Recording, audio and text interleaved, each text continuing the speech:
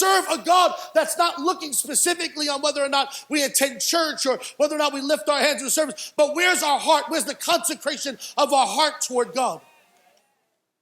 And so Elijah tells the king not what will pacify the king or make him most popular, but Elijah tells the king what is the word of the Lord, because the requirement for a man of God and a prophet is not to make you feel good, it's to declare what's true.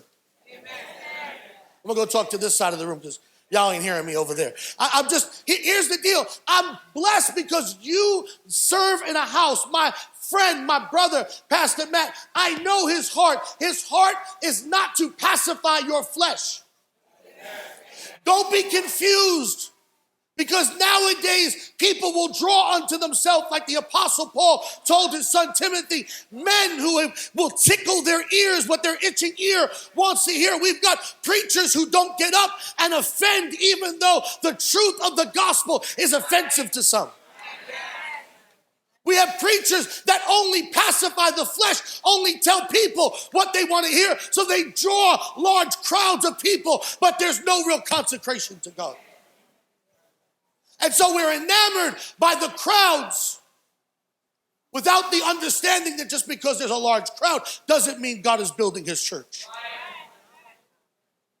Elijah tells the king, this is what's going to happen. And then he goes off. Matter of fact, the king is so annoyed at him later on when he meets up with Elijah. He calls him, you troubler of Israel. Elijah, during this period, famine sets in on the land. And the Bible says that Elijah is fed by ravens at a brook called Kerith. I love the fact that the Lord told him exactly where to go so that he would be able to find his provision. You see, this is called the theology of place.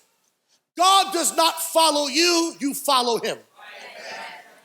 Where the Spirit of God leads, those that are led by the Spirit of God, they are the sons and daughters of God. In the Old Testament, when there was a cloud by day, a pillar of fire by night, it didn't follow the people, it didn't follow Moses, it led the people followed.